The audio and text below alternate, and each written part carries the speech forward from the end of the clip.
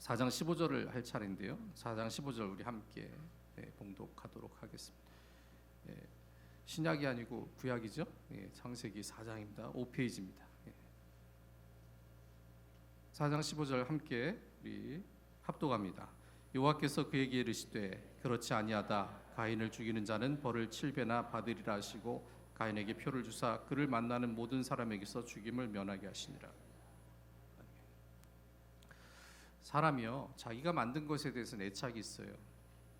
그래서 신혼 때는 무조건 아내가 만들어준 음식을 맛있다고 해야 합니다. 그렇죠? 네. 내가 했는데 맛없다고 그러면은 해주고 싶은 마음이 있겠습니까? 아이들이 열심으로 만든 블럭을요, 아버지가 밟고 지나가 보세요. 아이들은 크게 상처받아서 한 며칠간은 아버지를 미워할지도 모릅니다. 자기가 만든 것에 대한 애착이 강하죠. 하나님께서 아담과 하와를 만드셨어요. 죄를 지었어요. 그래도 내가 만든 것들이니까 사랑해서 용서해 주셨어요. 근데 그 사이에 아들 둘이 태어납니다. 얼마나 귀합니까? 그렇죠? 하나님이 제일 좋아하는 건 사랑이에요. 하나님은 사랑이시기 때문에, 본체가 사랑이기 때문에 하나님이 제일 좋아하는 게 사랑이에요. 하나님이 사랑의 약점이 강하신 분이에요. 사랑 때문에 아담을 죽여버릴 수도 있고 영원히 망하게 할 수도 있었는데 다시 가죽 옷을 지어 입히시고 다시 용서해 주셨어요. 그리고 하와와 함께 사랑해서 낳은 열매 가인과 아벨을 보니까 그래도 나를 사랑하는 그 마음을 가지고 내가 사랑하는 그 사랑을 본받아서 가족을 이룬 것을 얼마나 기뻐하셨겠어요. 그런데 시기하고 분내고 그래서 가인이 죄를 짓습니다. 그래서 가인이 하나님의 낯을 볼 수 없을 정도로 죄책감에 시달리게 됐지요. 주의 낯을 보지 못한다는 것은 이제 하나님의 은혜의 빛이 사라지게 된 것이죠. 은혜의 빛이 사라지면 어둠이 다가옵니다. 어둠은 죄악이죠. 그래서 죄의 노예가 돼서 죄 가운데 유리하는 자가 됩니다. 그때 하나님이 무엇이라 오늘 말씀하십니까? 하나님, 내가 하나님의 낯을 보지 못하는 어둠의 자식이 됐어요. 내가 어디를 가든지 나를 만나는 사람마다 나를 죽일 겁니다. 그랬을 때 하나님이 표를 주십니다. 만나는 누구에게든지 죽임을 피할 수 있도록 그에게 하나님이 지키시는 표징을 허락해 주신다니 참 대단하신 분이죠. 우리 같으면 용서까지는 못해도 그렇죠? 이럴 거예요. 정확히. 아이씨, 쟤 왜 저러냐. 그래, 너 한번 고생해봐라. 네가 좀 죄값을 좀 알아야 좀 깨닫지 않을까?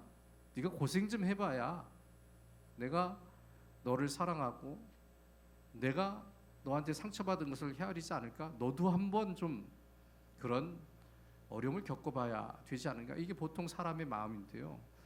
하나님은 하나님의 광대한 신의 성격 가운데 인격을 가지고 있어요. 하나님은 인격만 가지고 있는 게 아니라 하나님의 광대한 성품 가운데 한 부분에 우리와 소통할 수 있는 인격을 가지고 계세요. 하나님도 그런 마음이 들 수 있죠. 하지만 하나님의 약점은 사랑이에요. 사랑으로 다 녹여버려요. 그래서 그 가인도 하나님이 지켜주십니다. 이게 기가 막힌 거죠. 제가 늘 얘기하죠. 사람이 제일 잘하는 게 뭐라고요? 죄 짓는 것. 하나님이 제일 잘하는 게 뭐라고요? 용서해 주는 것. 왜? 하나님은 사랑이시기 때문에. 그래서 사람에게 의지하지 못해도요, 우리는 하나님만을 의지할 수 있는 은혜를 가진 사람이라는 것을 잊지 말아야 한다는 거예요. 세상이 나를 외롭게 합니다. 사람이 나를 외면합니다. 어떨 때는 무시하고 모욕합니다. 인정하지 않습니다. 그러나 하나님이 계십니다. 그래서 하나님께 피하는 자가 복이 있는 거예요.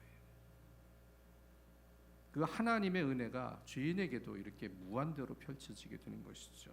그래서 땅에서 피하며 유리한 자가 될지라. 그런데 물은 나를 만나는 자가 다 나를 죽이겠습니다라고 고백했을 때 하나님 그를 지켜주신대. 여기서 한 가지 궁금한 것이 생기는 거예요.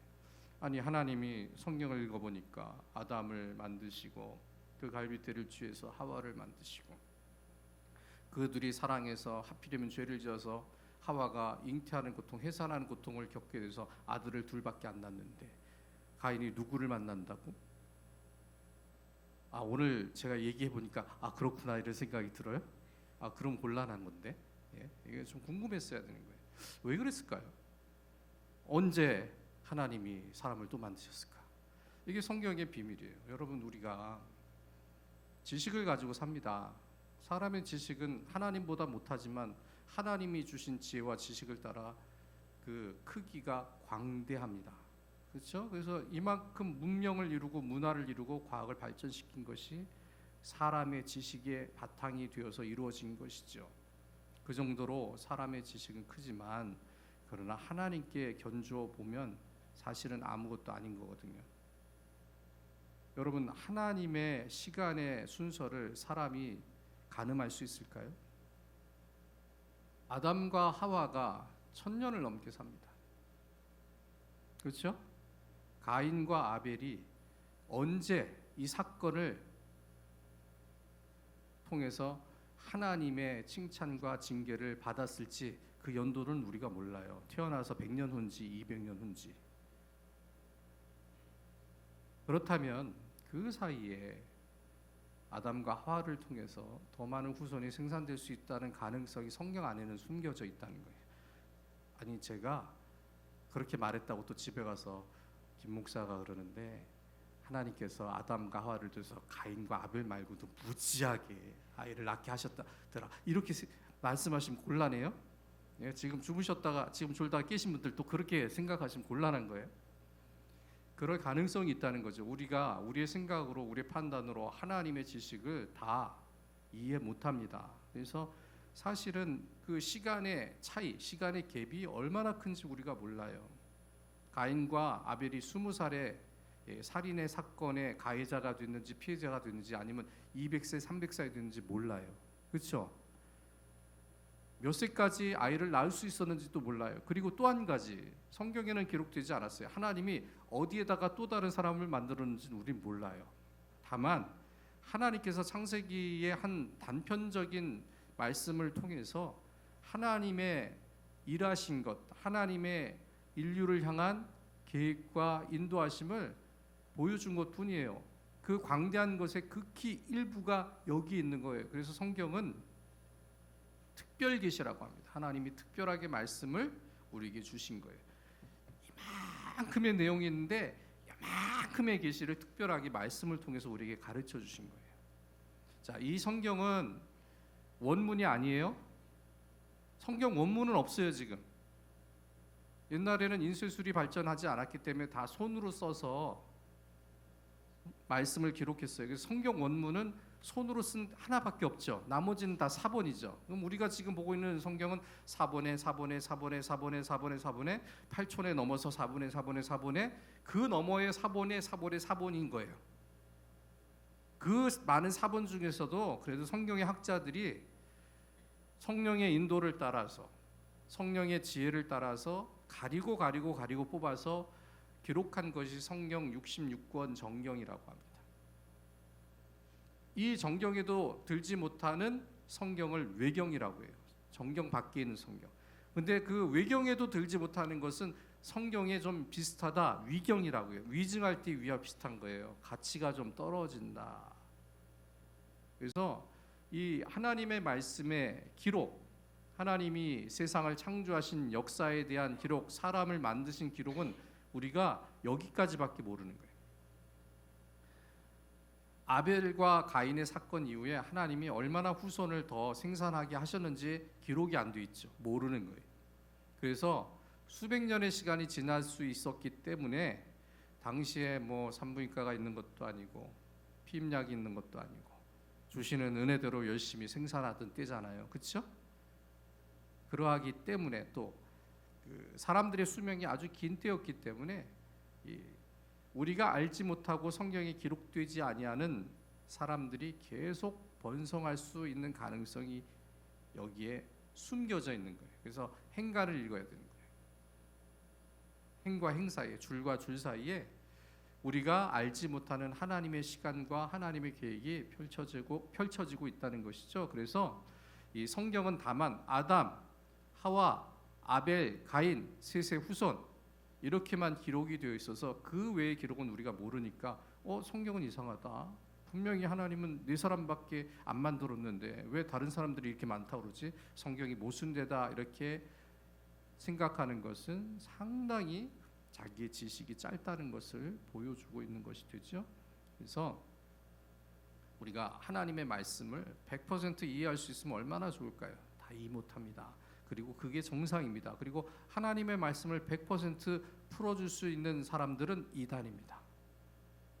그렇죠? 하나님의 뜻을 사람이 다 헤아릴 수 있으면 그가 하나님이지. 그러니까 이단이죠.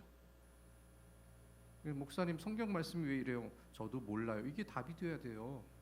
다만 우리가 최대한 말씀을 말씀으로 풀고 전체적인 말씀의 맥락 아래에서 하나님의 말씀이 6,000년간의 기록 역사를 통해서 많은 성경학자들이 기도하며 성령의 인도를 받아서 해석된 부분들이 있어요. 거기에 범주에서 떠나지 말아야 하는 거예요. 그래서 우리가 목사님들이 설교를 준비할 때 주석을 보는 이유가 혹시 내가 너무 인본주의적으로 해석을 잘못하고 있는가, 내 생각으로 말씀을 판단하고 있는가, 이것에 벗어나지 않기 위해서 주석을 꼭 보는 거예요.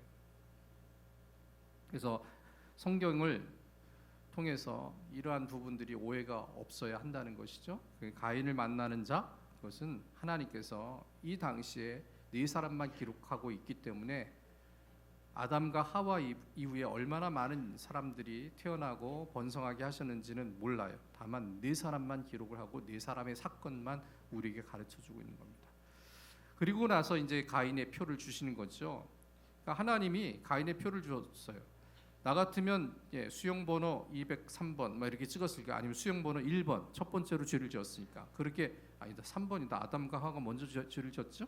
3번쯤 003 그래가지고 번호를 찍었을 텐데 하나님의 그 표는 범죄자의 낙인이 아니라는 거예요. 어떤 낙인이에요? 하나님 어떤 분이시라고요? 하나님은 God is love 사랑이시다. 그래서 범죄자의 낙인을 찍은 것이 아니라 그 죄지은 가인마저도 사랑해서 하나님이 지켜주신다는 보호하신다는 표식을 그에게 주었다는 거예요. 하나님이 이와 같은 사람이에요. 우리는 사람 용서하기 어려워요. 제가 요즘 느끼는 게 뭐냐면 정말 세상은 착하게 살면 바보로 취급하는구나. 착하게 살면요 사람들은 칭찬해요. 왜 칭찬하죠? 자기 같지 아니하니까. 그리고 좋은 말로는 뭐라 그래요? 순수하다고 그래요. 나쁜 말로는 바보라 그래요. 우리가 참 심각하게 생각해요. 예수 안에서 바보가 돼야 되는데, 근데 예수님이 여기서 핵심을 찔러시죠. 뱀처럼 지혜롭고 비둘기처럼 순결하라. 지혜를 가진 바보가 되는, 지혜가 필요하다는 지혜가. 그래서 우리가 항상 기도해야 될 것이 무엇이냐면 피할 길을 가르쳐 주시는 하나님의 은혜를 만나야 된다. 그래야 예수 믿는 착한 사람들이 지혜를 얻게 되죠. 왜 하필이면 뱀처럼 지혜로워야 한다고 그러죠? 그럼 뱀은요 다리가 없는데도 그렇게 빨리 달려요. 뱀이 달려드는 거 보셨어요? 전 군대에서 뱀이 그렇게 빠르게 내 쪽으로 오더라. 그래서 옆길로 피한 적 있어요. 유격 훈련장 가서. 다리도 없는 게 이렇게 오는데 진짜 빨리 오더라고요. 뱀은 다리도 없는데 헤엄을 그렇게 잘 쳐요. 그렇죠? 나무를 얼마나 잘 올라갑니까? 나무에서 힘도 좋아가지고 꼬리 힘으로 버텨요. 점프도 잘합니다. 그리고 뱀은요 지혜로워서 먹은 것이 소화가 안 되면 다 뱉어냅니다. 우리는 소화제 먹잖아요. 꾸역꾸역 참잖아요. 뱀은요 지혜로워요. 그래서 뱀은 지혜로운 동물이 되죠. 하필이면 마귀의 도구가 돼서 그런 거죠. 그렇죠? 차라리 뱀이 나요. 염소는요. 염소 참 한번 유튜브 가서 염소 한번 쳐보세요. 염소의 성향. 주인이 사료를 주고 풀을 잘라서 주는데 사료 주는 주인 뒤로 돌아가서 주인을 받아버리더라고. 자기 밥 주는 사람을. 기르는 강아지가 밥 줄 때 자기 물면 기분 좋아요? 착한 분들은 뱀처럼 지혜롭지 않아서 그런가? 착한 분은 그래도 웃지 이쁘다고. 그럼 버릇만 더 나빠지죠. 가끔 생각해 보세요. 집에 강아지가 있는데 처음에는 나를 살짝 반기는 것 같은데 엄마가 오면 달려들잖아. 그러면 달려든다는 게 좋아서 안기잖아. 그럼 개의 주인은 누구예요? 내가 아니고 엄마예요. 나는 그냥 엄마하고 친한 내 밑에 저는 나나 동급으로 보는 이렇게 서열을 정하잖아요. 못 느끼시는구나. 예, 내가 집에 가서 한번 불러보세요. 걔가 어디로 가는지. 그럼 내 서열이 딱 정해져요. 어쨌든 내가 먹이를 주는 걔가 나를 물어도 얼마나 속상해야 합니까? 그리고 걔는 미련해서요, 자기가 토한 걸 자기가 먹습니다. 뱀은 안 그래요. 깨끗합니다. 그리고 뱀은 자기를 공격하지 않냐면 사람을 공격하지 않습니다. 그래서 뱀처럼 지혜로워야죠. 우리 같으면 가인을 어떻게 놔두면 용서가 됩니까? 100년의 노동 교화형에 보내고 나서 면접을 해서 좀 나아진 것 같다? 그러면 좀 더 나은 곳으로 올려줄게. 이게 사람의 성정이에요. 사람의 마음이고 태도예요. 근데 하나님은 그렇게 안 해요. 인류 최초로 사람을 죽였습니다. 처음으로. 하나님이 그것을요, 용서하시고 자비를 베풀어 주십니다. 그 정도예요. 하나님은. 우리는 그렇게 생각하잖아요. 저 사람이 예수 믿어서 저렇게 됐다고 나만큼은 저 사람 못 받아줘. 하나님은 받아줘요. 이게 하나님과 우리의 차이예요. 그래서 하나님 앞에 겸손이 필요한 것은, 하나님이 된다는데 왜 우리가 안 된다고 그럴까요? 하나님이 허락하시는데 왜 우리가 못 받아들일까요? 이게 우리 자아가 안 깨져서 그런 거예요. 근데 하나님은 그 가인을 용서하십니다. 그런데 가인은 끝끝내 돌아오지 않죠. 이게 사람의 교만함. 돌이켜야 되는데 돌이키지 않는다는. 그래서 회개할 거면 얼른 하고 빨리 하고 또 회개하고 이래야지, 그걸 붙잡고 있으면요, 죄가 나를 삼켜버리도록 놔두는 사람이 되는 거죠. 가인은 그러한 일들을 행하게 됩니다. 그래서 하나님께서 가인을 지켜주시는 표를 주셨음에도 불구하고 가인은 하나님을 떠납니다. 16절에 보면 가인이 여호와 앞을 떠나서, 이게 떠난 거예요. 에덴 동산 놋 땅에 거주를 하게 됩니다. 문제죠. 그때에 이제 하와와 그 아담이 다시 에녹을 낳게 되죠. 그렇죠? 가인은 하나님을 떠나서 성을 쌓고 그의 아들의 이름으로 성을 이름하여 가인이 에녹을 낳고, 에녹은 다음 장에 나옵니다. 이 에녹은 그 에녹이 아닙니다. 에녹을 낳고 그 아들을 이름하여 성을 에녹이라고 지어서 하나님을 떠나서 담을 쌓고 성을 쌓고 사는 생활을 합니다. 그리고 에녹의 후손들이 이렇게 나오죠. 예? 가인의 후손들이에요. 그리고 19절에 라멕이라는 가인의 후손이 두 아내를 맞이했는데, 하나의 이름은 아다요, 하나의 이름은 실라였는데, 그러면서 족보가 계속되는데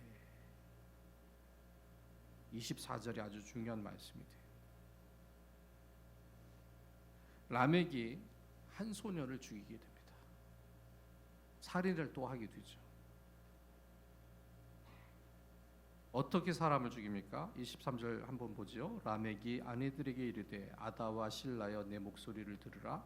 라멕의 아내들이여 내 말을 들으라. 나의 상처로 말미암아 내가 사람을 죽였고 나의 상함으로 말미암아 소년을 죽였도다. 어떤 소년이 실수를 했는지 고의를 했는지 그건 모릅니다. 그런데 이 라멕, 가인의 후손이 상처를 입게 돼요. 약간 상함을 얻게 돼요. 근데 이것에 대해서 보복을 어떻게 합니까? 죽입니다. 근데 어떻게 죽입니까? 아이를 죽입니다. 여러분, 애들이 못되게 굴면, 야단쳐서 말 안 들으면 외면하고 가야죠. 애들하고 싸웁니까? 요놈 봐라 하고서 막 싸웁니까? 그리고 남의 애를 막 죽도록 때립니까? 아무리 아이들이 잘못했어도 죽도록 때리고 상하게 하는 건, 그거는 성인의 자세가 아니죠. 라멕은 결혼을 해서 자녀들도 있을 정도로 이미 다 성장한 사람인데, 소년의 어린아이가 자기에게 상처를 냈고, 그렇죠? 그 상처 때문에 그 소년을 죽일 정도로 포악한 일을 행하게 되는 것이죠. 그렇죠? 그리고 이 역시 회개하지 않습니다. 뭐라고 얘기합니까? 24절 보세요.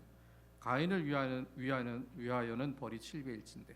자, 가인이 살인의 죄를 저질렀을 때 7배의 벌을 받을 것이다 이렇게 노래하면서, 라멕을 위하여는, 내가 소년을 죽인 것을 위하여는 벌이 77배이리로다 하여. 뭐예요?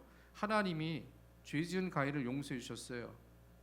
표를 주셔서 가인을 죽이러 오는 사람들을 못 죽이게 하셨어요. 가인을 죽이러 오는 사람들은 벌을 7배나 받을 건데, 나를 죽이러 오는 사람들은 벌을 77배나 받을 것이다.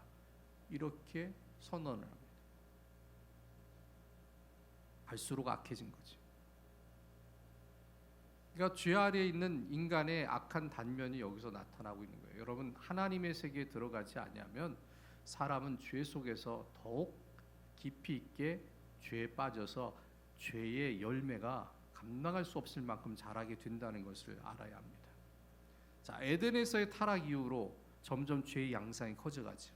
그렇죠? 점점 죄가 커져갑니다.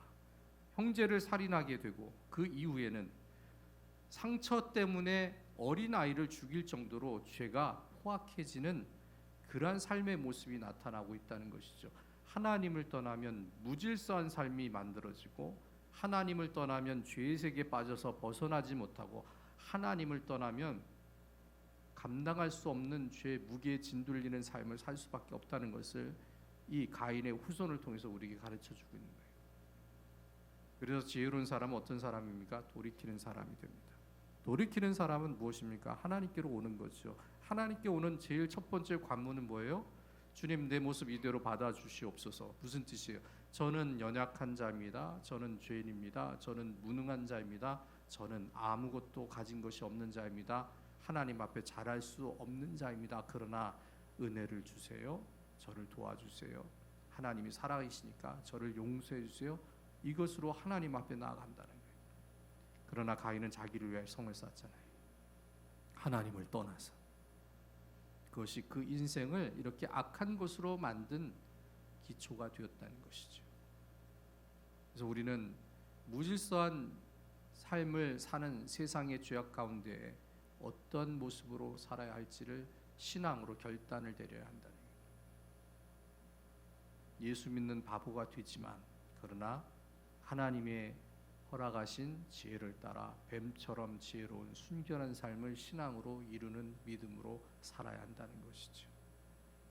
그렇지 아니하면 가인처럼 라멕처럼 됩니다. 하나님의 은혜를 배반합니다. 그리고 하나님의 은혜를 오히려 악으로 갚아서 하나님을 대항합니다.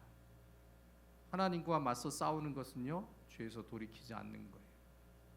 하나님은 끝까지 참으시고 돌아오기를 기다리시는데, 끝까지 회개하지 않고 끝까지 돌아오지 아니하면 안 되는 것이죠. 그러나 주님은 우리에게 약속의 말씀을 주셨어요. 주 예수를 믿으라. 그리하면 너와 내 집이 구원을 얻으리라.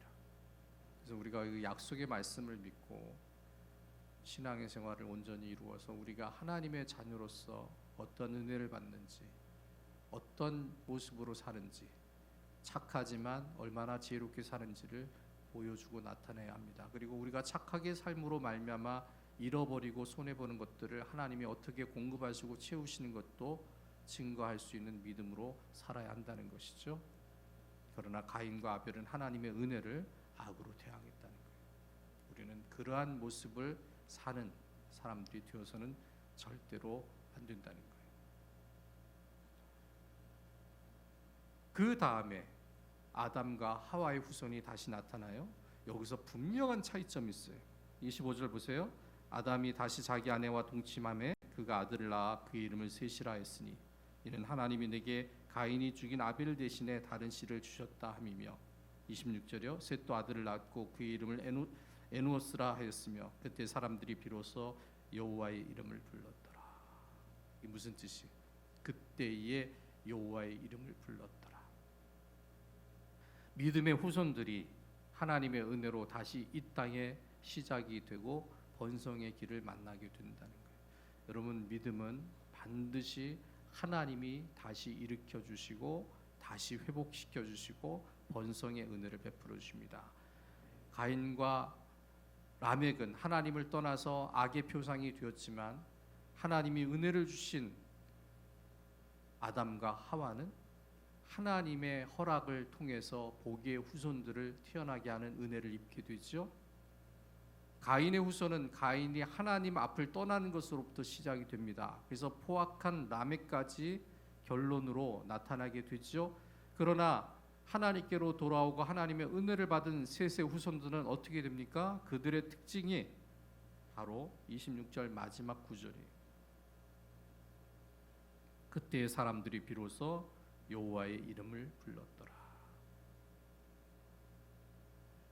하나님을 떠난 가인의 후손 대신에 다시 아벨 대신에 하나님이 주신 셋의 후손들은요, 하나님을 예배하는 것으로 그 인생이 출발이 된다는 거예요. 하나님의 이름을 부르는 것, 예배하는 자들, 하나님을 섬기는 자들이 되는 것이죠. 우리도 똑같아야 하는, 세상을 불러서도 안 되고 돈을 불러서도 안 되고 세상 사람들을 불러서도 안 돼요. 얼마나 허망합니까? 세상의 정치 지도자들을 보세요. 얼마나 허망합니까? 그렇게 자기들이 싸우잖아요. 그렇게 자기들이 싸우는 이 모습을 보면 우리가 좀 뭐라고 그럴까, 지겹지 않아요? 국민을 위하는 것은 없어요. 오직 자기들이 정권을 잡는 것에만 혈안이 돼 있어서 좌건 우건, 서로를 헐뜯고 정말로 머리를 맞대고 나라를 위해서 근심하고 의논하는 모습은 찾아보질 못하고 있어요. 이게 이 현실이에요. 여기에 놀아나면 우리가 되겠습니까? 시내 나가보세요. 딱 뉴스를 보면 두 표로 갈려져 있어요. 한쪽에서는 태극기 들고 싸우고 한쪽에서는 뭐 들고 싸우지? 하여튼간 서로 싸워요. 서로 구속시키래. 아니 서로 뭐 알아? 뭐 하여튼 그래요. 근데 그게 중요한 게 아니잖아요. 우리는 하나님을 믿는 사람으로 하나님의 공의가 어떻게 이 나라에 실현될지를 구하는 믿음으로 살아요. 도대체 하나님의 공의가 무엇일까? 하나님이 원하신 것이 무엇인지를 고민할 수 있어야죠. 그리고 그 뜻에 순종해야죠. 보수와 진보의 가치가 아닙니다, 여러분. 하나님의 사람의 가치를 가지고 정말로 하나님이 원하시는 나라가 될 수 있도록 기도해야 한다. 이게 너무 중요해요. 근데 참 마음이 아파요. 이러할 때일수록 큰 교회 목사님들이 좀 모여서 기도합시다 해야 되는데 이건 또 다 자기 욕심대로 움직이는 분들이 너무 많아가지고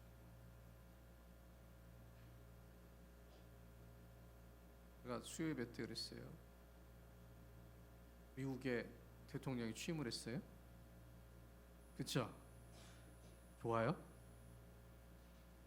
좋다는 사람 별로 없을걸요? 근데 난 축하해주고 싶더라고. 나도 되게 싫어했어요. 지금도 좋지는 않아요. 근데 나는 그 사람이 그래도 된 것이 미국 사회에 한 다양한 면이 있구나 이런 생각이 들었어요. 무엇 때문인지 아십니까? 무엇 때문일 것 같아요? 얘는 하나님 잘 안 믿어요.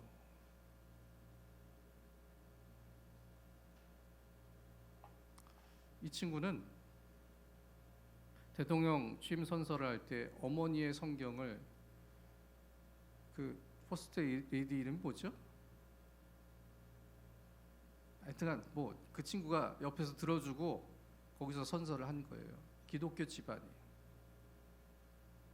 기독교 집안인데 정직하지 않은 거지. 제대로 성령 안 받은 거예요.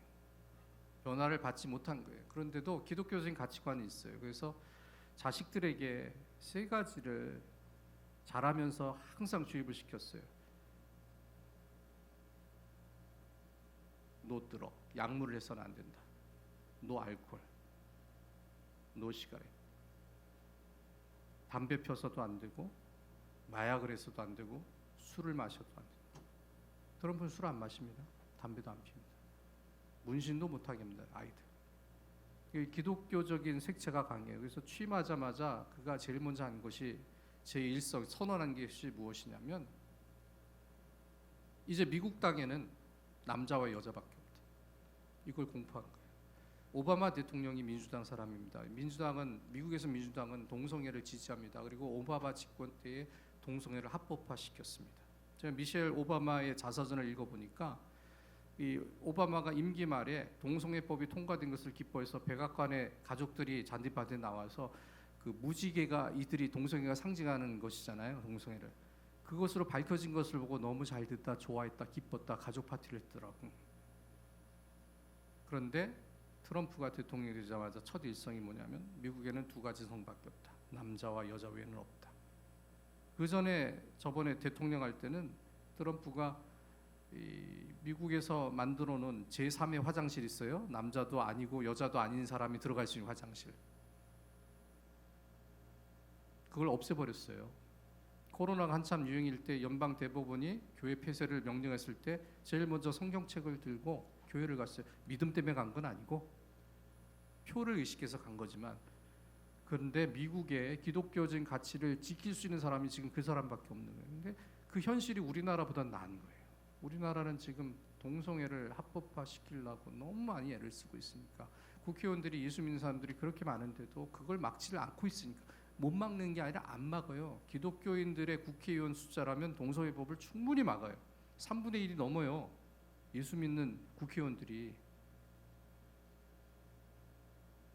그런데도 안 하거든요. 그러니까 참 제가 마음이 아파요. 우리는 그러한 가치관을 가진 지도자가 좀 나왔으면 좋겠거든요. 네. 그런 분들이 다음 선거에 나와서 정말로 하나님을 두려워해서 바른 가치관으로 우리 아이들을 기를 수 있는 그런 사회를 만들었으면 좋겠어요. 지금 차별금지법이 통과가 되면 지금 국민건강관리공단에서요, 동성애로 부부 생활을 하는 사람들에게 가족의 의미를 부여하고 있어요. 그래서 피부양자가 되게 해주고 그렇게 해요. 근데 앞으로 어떻게 되냐면은 동성애 부부가 자녀를 입양한다고 했을 때 그거를 거부할 권리가 없어지는 거예요. 나는 입양이 됐는데 둘 다 남자야. 나는 입양이 됐는데 둘 다 여자인데 하나는 아빠래. 이것을 입양기관에서요, 안 됩니다라고 거절을 하잖아요. 차별금지법에 걸리는 거예요. 그래서 심각한 거예요. 차별금지법이라고 말한 이유가 뭐예요? 동성애법이라고 하면 거부감이 너무 심하니까 언어를 바꾼 거예요, 용어를. 그래서 너무 심각한 상황이 우리나라가 내몰려 있어요. 미국보다 더 개방적인 사회가 되고 있다는 거예요. 그래서 참 문제가 되는데 우리가 이것을 위해서 좀 기도를 해야 되죠. 그래서 하나님의 이름을 부르는 나라, 하나님의 이름을 부르는 성도, 하나님을 아는 나라가, 아는 국민이 많은 그러한 국가 공동체를 이루어야 되는데 이것이 힘들어요. 그런데 셋의 후손은 가인과 다르게 하나님을 예배하는 것으로 그들의 삶을 정합니다. 여호와의 이름을 부르죠. 여러분, 하나님의 백성이 된다는 뜻이 뭘까요? 여러분, 하나님의 백성이 될 때 하나님이 약속하신 것이 있어요. 창세기에 그들이 창조되던 날에 하나님이 그들에게 복을 주시고. 여러분, 사람이 복을 좋아합니다. 그렇죠? 그런데 사람이 잘 살려면, 아니 잘 살지는 않더라도 남들만큼 평범하게 살려면 복이 있어야 돼요. 그렇죠? 우리가 얘기하잖아. 난 복도 지지리도 없어. 그건 뭐예요? 삶이 힘들다는 거예요.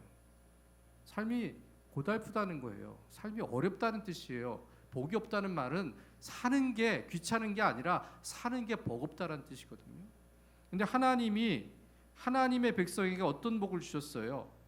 하나님이 만드시는 인생이 될 때 그들에게 복을 주신다고 했어요. 사는 것이 살만하게 느껴지도록 만들어 주신 거예요. 아담과 하와가 하나님을 믿는 믿음 안에 있었을 때 그들이 거하는 삶의 터전은 에덴이란 낙원이었단 말이에요. 하나님을 배신했을 때 그들이 처한 환경은 에덴에서 쫓겨난 가시와 엉겅퀴가 가득한, 평생을 이마에 땀을 흘려야 살 수밖에 없는 그러한 거대한 아픔과 고통을 주는 환경에 처하게 되었다는 것이죠.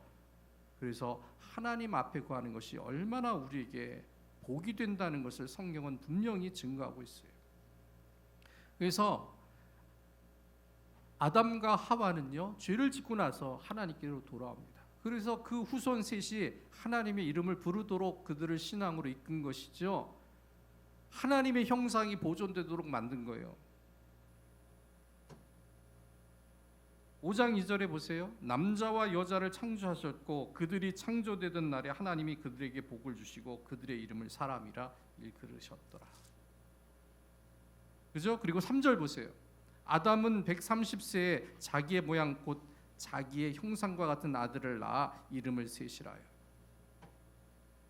130세에 아들을 낳는데 어떤 아들을 낳았어요? 자기의 형상과 같은 아들을 낳았다. 아담은 누구의 형상입니까? 하나님의 형상이죠. 자기의 형상을 닮은 형상과 같은 아들을 낳았다. 하나님을 닮은 자를 낳았다. 하나님을 닮았다는 것은 무슨 뜻이에요? 하나님은 육체를 가지지 아니하신 분이에요. 하나님은 영이세요. 하나님의 영성을 닮은 사람, 영이신 하나님과 소통한 사람이 아담과 하와를 통해서 태어났다. 곧 하나님을 섬기는 후손들이 아담과 하와의 진짜 자손이 되었다라고 성경은 말씀하시고, 자기 모양, 자기 형상, 곧 하나님이 창조하신 그 영성을 회복한 사람들에게 주시는 하나님의 은혜가 무엇입니까? 하나님이 그들에게 복을 주시고, 아담이 하나님의 성품을 버린 자가 되었습니다. 에덴 동산에서 범죄했습니다. 그들은 사탄의 유혹을 받아 선악과를 따먹음으로 죄의 성품으로 타락했습니다. 그럼에도 불구하고 은혜가 단절되지 않았고, 그 하나님의 부르심에 숨었던 아담이 나와서 그 죄를 고백했을 때 하나님은 그 은혜를 다시 이어지게 하십니다. 그리고 하나님의 사람으로 회복시켜 주시고 하나님의 형상을 가진 자들로 후손을 만들어 주십니다. 죄 짓는 것이 중요한 것이 아니라 돌아오는 것이 더 중요하다는 것이죠. 하나님의 형상을 회복하는 믿음이 중요하다는 것이죠. 하나님의 형상을 회복하는 길은 딱 한 가지 방법이 없죠. 온 천하에 예수의 이름밖에는 구원을 받을 것이 없다는 거예요. 예수 그리스도로 말미암아 구속의 은총을 만나서 예수 그리스도의 십자가 보혈로 죄 씻음을 받고, 그 죄 씻음을 받아서 의롭지는 않지만 의롭다라고 인정받는 의의 겉옷을 입어서 하나님을 만날 자격이 우리에게 생겼다는 것이죠. 그 한 가지를 하나님은 우리에게 의로 여기시고 우리를 회복시켜 주시는 거예요. 근데 그 회복의 차원이 우리가 생각하는 용서의 차원이 아니에요. 복의 차원이에요. 그만큼 하나님은 광대하시고 우리의 생각과 우리의 수준을 뛰어넘는 그러한 은혜를 우리에게 베풀어 주신 분이라는 것이죠. 그래서 여러분, 은혜를 받으면 곧 하나님께로 돌아가면 어떠한 저주의 삶을 살았을지라도 하나님은 복의 길로 바꾸어 주십니다. 그게 하나님의 뜻이에요. 하나님께 돌아온 사람들을 향한 하나님의 뜻이에요. 그러니까 믿음에 얼마나 큰 유익이 있는지 성경은 증거하고 있는데, 그 하나님이 주시는 유익을 말씀으로 깨닫지 못하고 기도로 체험하지 못하고 하나님의 인도를 삶에 적용하지 못하게 되니까 그 삶이 거기서 거기인 거예요. 관건은 내가 하나님을 정말로 깊이 만날 수 있느냐, 여기까지 가야 되는 거예요. 여러분, 지혜로운 사람은 문제와 고통이 있기 전에 주를 찾고 주님을 만납니다. 미련한 사람 맞다 쳐맞다 다 뻗은 다음에 힘이 다 떨어지고 아무것도 할 수 없을 때 천부여 의지할 것 없어서 손 들고 옵니다. 여기까지 가는 거예요. 지혜가 필요한 것이 뭐예요? 얼른 돌이키는 거예요. 빨리 돌아서는 거예요. 하나님께로 빨리 돌아오는 거죠. 고난을 통해서 예수 만나는 것보다 고난이 오기 전에 주님을 만나는 신앙을 가지고 있다가 주님의 은혜를 체험해서 곁길로 빠지지 아니하고, 그렇죠? 믿음의 길, 예수님이 좁은 길을 말씀하신 이유가 뭐예요? 믿음의 길은요, 세상 사람들하고 달라서 좀 외로운 길이 돼요. 조금은 다른 길이에요. 세상 사람들은 자기를 위해서 오늘부터 얼마나 바빴겠어요? 내일이 인천공항 제일 버거운 날이래요. 오늘부터 며칠 연휴예요. 그렇죠? 얼마나 이 나라 지도자들이 지혜가 없으면 27일을 휴일로 만들었을까요? 세상에 자영업이 이렇게 무너지고 있는데 27일을 쉬는 날로 만들면 어쩌자는 거예요. 다 외국 나가는데. 어떤 사람들이 외국 나가요? 여러분, 사업하는 사람들, 자영업하는 사람 외국 못 나가요 지금. 너무 힘들어서 월급 따박따박 받는 사람들은 나가요. 아직은 월급이 나오니까. 그렇죠? 공무원이신. 그렇죠? 공무원이신. 예. 그렇단 말이에요. 국내에서 돈을 쓰게 해야 되는데 지금 정부가 잘못하는 게 부동산 경기 이렇게 만든 것도 되게 잘못하고 있는 거예요. 부동산이 돌아야 건설회사가 돌아야 경제가 돈이 돌아야 건설회사는 자기 돈으로 절대 사업 안 해요. 그 인간들은 지어놓고 파는 게 아니라 돈 받고 짓잖아요. 그게 좀 지혜롭지 않은 거죠. 예. 정말 지혜롭지 않은 거죠.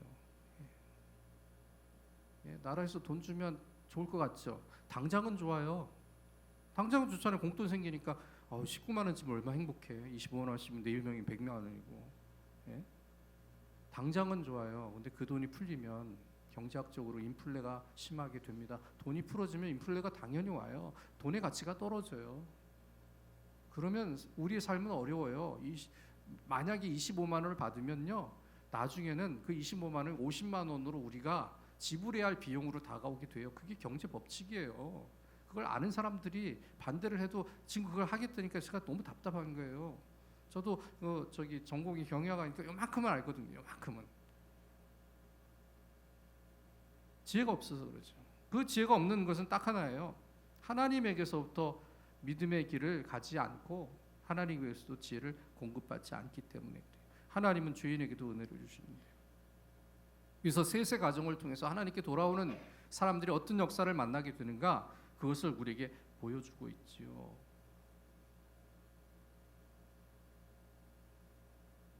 그러고 나서 아담이 800년을 지내고 자녀들을 낳고 930세를 살고 죽었어요. 930세를 살았으니까 130세에 셋을 낳았잖아요. 130세에, 그죠? 하나님 창조하실 동안 130년 동안 얼마나 많은 아이가 생산이 됐을까 우리가 추측을 할 수도 있잖아요. 그런데 930세를 죽고 살았으니 성경에 기록되지 아니한 후손들이 얼마나 많았겠습니까? 그러니까 가인이 그런 말을 할 수가 있는 거예요. 왜냐하면 가인도 이만큼 살았기 때문에. 그렇죠? 자기를 죽이러 오는 사람들이 100년 뒤에 올지 200년 뒤에 올지 300년 뒤에 올지 여기는 정확히 기록이 안 돼 있어요. 자기를 만난 사람이 나를 죽일지라. 그거는 워낙 길게 살기 때문에 그 수가 우리의 생각과 지혜를 뛰어넘는 숫자가 되기 때문에 그렇게 얘기를 하는 거예요. 그렇게 얘기하니까 좀 이해가 되죠. 네, 이해가 안 된다면 집에서 하룻밤 지나면 내일 점심쯤에 그렇구나 생각이 들지도 모릅니다. 그리고 나서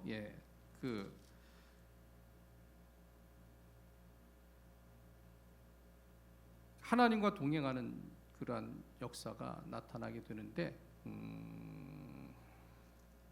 조금 지나가서요. 5장 24절을 보겠습니다. 아담의 후손들이 이제 계속 이렇게 살고 그 족보 후손들이 나타나면서 그 앞에는 뭐니까 몇 년을 살고 죽었다는 얘기가 반복되다가 우리가 잘 아는 에녹이 나오죠. 에녹. 예? 에녹이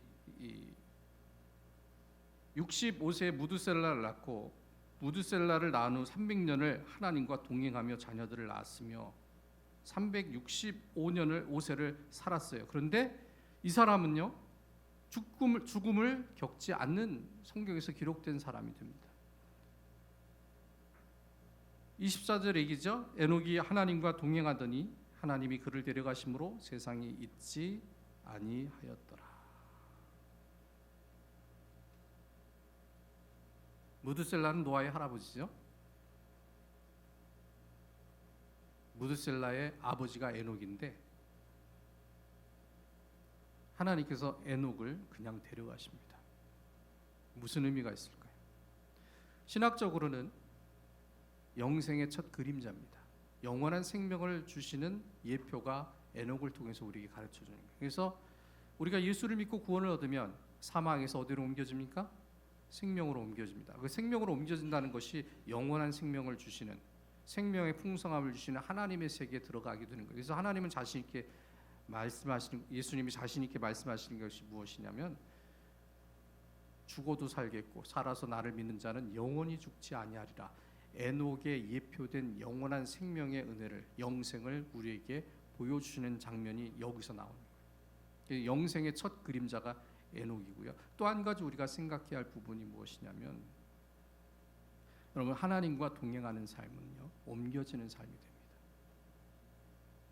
영생으로 옮겨지는 삶, 세상과는 다른 구별된 삶으로 옮겨지는 삶, 저주에서 회복과 축복으로 옮겨지는 삶, 질병에서 치유로 옮겨지는 삶, 가난의 저주에서 부여하신 하나님의 은혜를 만나는 그 옮겨지는 삶이 이루어지게 된다는 거예요. 에녹이 하나님과 동행했기 때문에 하나님이 그를 옮겨주셨습니다. 우리가 하나님과 동행하면 지옥과 같은 삶의 환경을 만날지라도 하나님은 영원한 생명을 주시는 세계로 우리를 옮겨주십니다. 언제요? 살아있는 동안에. 우리는 영원히 죽음을 당하지 아니하는 사람이라고 예수님 약속하셨죠. 살아서 나를 믿는 자는 영원히 죽지 아니하리. 그래서 우리가 만나는 죽음은 죽음이 아닌 거예요. 관문이에요. 문을 하나 열고 나가는 거예요. 눈을 한번 감고 떴더니 영원한 세계에서 주님이 나를 만나 주신다. 그것이 우리가 만나는 죽음의 통과 의식이죠. 죽어서 없어지고 사라지는 건 없지요. 다만 가족들만 좀 슬픈 거죠. 우리가 같이 천국에서 만날 때까지 못 보는 그 슬픔과 아쉬움이 있을 것이지, 죽음을 당하는 자는 복이 있어요. 주 안에서 죽는 자들은 복이 있도다. 계시록의 말씀이거든요. 가장 중요한 것이 무엇입니까? 하나님과의 친밀한 교제, 하나님과의 믿음의 관계라는, 이것이 있으면 그 사람은 옮겨집니다. 어떻게요? 사망에서 생명으로, 저주에서 회복으로, 안 되는 것에서 되는 것으로 옮겨진 삶이 이루어지게 됩니다. 에녹은 하나님과 동행했습니다. 우리도 하나님과 동행하면 하나님이 우리를 옮겨주십니다. 하나님의 나라로 옮겨주시든지, 하나님이 정하시고 예비하신 축복의 자리로 옮겨주시든지, 하나님이 이미 예비해 놓으셨고 하나님의 계획 가운데 정해 놓으셨습니다. 그 일을 이루고 만나기 위해서 우리에게 필요한 것은 한 가지입니다. 하나님과의 친밀한 교제, 하나님과의 관계. 나와 하나님과의 관계를 성경은 어떻게 말씀합니까? 나는 너희에게 아버지가 되고 너희는 나를 아버지라 부른다는 약속이 구약의 약속이에요. 구약의 약속. 신약에서는 예수 그리스도의 형제, 우리를 친구처럼 대우해 주시는, 생명을 얻게 되는, 회복되는 삶이 신약에서 예수 그리스도를 통해서 우리에게 약속되어지고 이루어지게 되었죠. 그래서 하나님과 동행하고 하나님과 교제하고 하나님과 관계하는 믿음의 삶을 통해 우리의 삶은 하나님이 주신 새로운 생명의 세계로 옮겨지게 됩니다. 그리고 이 5장에서 우리가 알 수 있는 부분이 무엇이냐면, 사람들의 수명이 점점 짧아집니다. 처음 아담과 하와는 영원한 생명을 가진 자들이었죠. 하지만 범죄하여서 수명이 유한한 존재로 정해집니다. 그런데 세상이 죄 가운데 거하게 되고, 이 원죄라는 개념은 아담이 자기의 주인을 하나님에게서 마귀로 바꾼 거예요. 왜냐하면 하나님께 순종했을 때는 아담의 주인은 하나님이었거든요. 근데 마귀 말에 순종했잖아요. 하나님이 하지 말라는 것을 마귀 말을 듣고 따랐잖아요. 그때의 아담이 자기의 주인을 마귀로 바꿉니다. 그래서 사람 인생의 주인이 마귀가 되어버린 거예요. 그게 원죄예요. 그래서 죄의 세계에서 죄가 주인 노릇을 하는 거고, 그 문을 아담이 열었기 때문에 우리는 죄가 주인된 세상에서 태어나기 때문에 자동적으로 죄에서 벗어나지 못하는 원죄의 굴레를 지게 되는, 이게 원죄의 정확한 개념이에요. 원죄가 유전이 아니에요. 유전이라고 말하는 것은 성경을 좀 더 공부하셔야 하실 분들이에요. 죄의 개념은 그거예요. 그러니까 태어나서부터 죄의 영향력에 사로잡혀 있어요. 하나님을 믿어도. 그 원죄의 사슬을 끊기 위해서 그리스도의 보혈이 필요한 것이죠. 구약에서는 율법이 필요한 것이고. 그 죄의 세상 가운데 살게 되니까 사람들이 닥치는 문제가 뭐냐면 점점 수명이 짧아지는 거예요. 아담에서 노아까지는요, 아담이 900세 이상을 살았어요. 노아는 700세 때에 죽어요. 노아에서 아브라함까지는요 600살에서 200살까지 수명이 줍니다. 그리고 족장들의 시대를 가잖아요. 족장들이 뭐예요? 아브라함의 후손들을 통해서 그 다음에 노아를 지나고 나서 가나안에 들어갈 때 야곱의 후손들이 족장이 되잖아요. 야곱의 후손들이 12지파의 족장들이 돼요. 그 족장들이 됐을 때 100살 때로 수명이 뚝 떨어져요. 지금은요 평균은 80대잖아요. 그것도 잘 살아가지고 조금 좀 살다가 하나님 부르시면 그래도 90은 넘어야, 그렇죠? 한 100세 가까이 돼야 이제 호상이라고 그러잖아요. 그렇잖아요. 그래야 한계가 100세예요. 더 살아야 110년. 그렇죠? 거기까지밖에는 못 가요. 왜 인간의 생명력이 이렇게 약해졌을까요? 그 이유는 한 가지죠. 죄 때문이에요. 죄가 주는 영향력이에요. 그래서 회개의 가치가 큰 이유가 여기 있어요. 회개하게 되면 죄가 주는 부정적인 영향력이 우리를 떠나가게 되기 때문에 영혼이 잘 되는 것, 그렇죠? 회개의 은혜는 영혼이 잘 되는 거예요. 영혼이 잘 되면 어떻게 돼요? 예, 범사에 잘 되는 하나님의 약속된 말씀이 있어요. 그리고 강건하게 되는 하나님의 축복이 있어요. 어떤 잘못된 사상을 가진 성경을 편협적으로 해석하는 분들은 저것은 특정한 사람, 가룟에게 주는 요한의 편지글의 일부다라고 얘기하지만 이것은 성경 전체를 관통하고 있는 구약에서 관통하고 있는 구약에서부터 신약의 일관된 내용이에요. 그것이 함축적으로 대표적인 성구로 저것을 뽑았을 뿐이지 저 말씀이 의미하는 것은 창세기서부터 계시록까지 다 나와요. 구약을 읽으면 읽을수록 저 삼중 축복, 영혼이 잘 되면 범사가 잘 되고 강건한 역사가 얼마나 성경에 깊이 뿌리 박혀 있는지를 부인하지 못해요. 그래서 하나님과의 관계, 하나님과 동행하게 되면 죄 때문에 생명력이 쇠퇴한 우리가 다시 회복의 역사로 하나님의 은혜로운 삶을 살 수 있게 된다는 것이죠. 본래 사람은 하나님께 순종하면서 살도록 만들어진 존재예요. 그리고 우리의 삶은 체질이 어딘지 아십니까? 낙원이에요. 세상 사람들의 체질은 어디가 낙원이에요? 지옥이에요. 이런 우스개 얘기가 있어요. 어떤 사람이 천국에 갔더니 베드로가 딱 문 앞에 있어서 물어보더래요. 너 천국 갈래, 지옥 갈래? 이게 웬 횡재야? 얼른 천국 가겠다고 했어요. 근데 천국 갔는데 재미가 없어. 사람들이 맨날 그냥 사랑한다고 그러고 축복이나 하고 그냥 좋은 얘기나 하고 여행이나 다니고 짜릿한 게 없어. 그래서 베드로를 다시 찾아가서 얘기했어요. 베드로 사도님, 나 지옥 한번 견학 좀 갔다 오면 안 될까요? 갔다 와. 갔더니 너무 재미있어요. 술도 있고 나이트클럽도 있고 놀거리 있고 먹을거리 있고 너무 재밌는 거야. 베드로 사도를 찾아간 거죠. 베드로 사도님, 나는 아무래도 체질이 지옥 체질인 것 같다고. 그래? 지옥이 몸이 맞아? 저는 천국이 익숙하지가 너무 힘들어요. 나 지옥 보내주세요. 그래, 가라. 보내줬어요. 근데 갔더니 다른 거야. 고통과 환난 가운데 고생하고 목마르고 아프고 힘들어 죽겠는 거예요. 그래서 베드로를 찾아가서 따졌어. 아니, 내가 처음 경험한 것하고 너무 다르지 않습니까? 그랬더니 베드로가 말하기를, 야, 그때 넌 관광 비자로 온 거고 지금 영주권이야. 여러분, 관광 가면 좋잖아요. 외국에 이민 간 사람들의 고생이 상상을 초월합니다. 여기 10배 이상으로 일을 해야 되고요. 외국 사람들은 우리처럼 현금을 못 만져요. 우리처럼 돈 못 벌어요. 삶의 질이요, 우리나라가 나아요. 지금 미국 사람들 우리만큼 못 살아요. 우리처럼 이렇게 먹고 살지를 못해요. 물가가 비싸가지고 밥 먹으면 1인당 3만 원, 4만 원 내는데 팁을 20%를 줘야 돼. 견뎌내겠어요? 그러니까 맨날 저 해변가 가서 고기 구워 먹는 이유가, 저 코스트코 가면, 월마트 가면 고기가 싸니까 싼 고기 가서 어디 가서 뭐 사 먹으면 비싸니까 돈 안 받는 해변가 가서 돗자리 깔고 고기 구워 먹는 거예요. 그건 우리는 멋있다, 낭만이다, 그 흉내 내고 있잖아요. 캠핑장에 가서.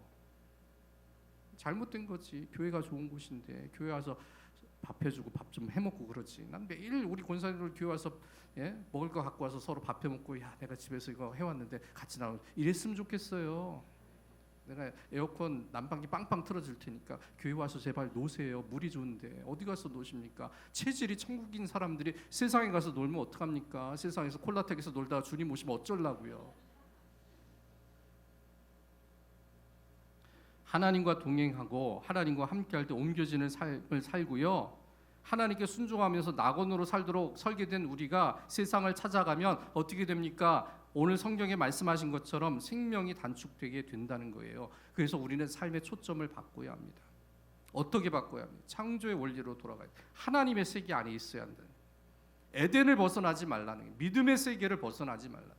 믿음으로 생각하고 믿음으로 판단하고 믿음으로 결정하고 믿음으로 하나님을 신뢰해야 한다는 것이죠. 창조 원리, 하나님의 세계에 들어가는 것, 거기에 모든 삶의 초점을 맞추시기를 바랍니다. 그리하면 생명력이 회복이 됩니다. 하나님 나는 아픈데 왜 하나님 일찍 데려가시려고 그러세요? 그건 너무 사랑하니까. 그 이유는 딱 하나예요. 하나님이 일찍 데려가는 이유는 딱 하나예요. 너무 사랑해서 너는 세상에 있으면 안 되겠다. 또 한 가지, 너 세상에 있으면 지금 안 오면 너 삐딱하게 갈 것 같다. 그런 분들만 좀 특별히 일찍 데려가시고 나머지는 어떻게 해요? 하나님 고쳐 쓰세요. 사람이 사람을 고쳐 쓰지는 못하는데 하나님은 우리를 고쳐 쓰십니다. 왜요? 옮겨주시거든요. 그리고 생명력을 회복시켜 주시니까. 잠언서 10장 27절에 말씀합니다. 여호와를 경외하면 장수하느니라. 그러나 악인의 연세는 짧아지느니라. 이게 하나님의 약속이에요. 믿음으로 받아들이세요. 하나님은 반드시 성취하십니다. 그래서 우리가 하나님의 백성으로 어떻게 세세 후손처럼 여호와의 이름을 부르는 신앙, 하나님의 세계에 초점을 맞추는 믿음, 그래서 생명력을 회복하는 옮겨지는 삶을 살아야 할 줄로 믿습니다.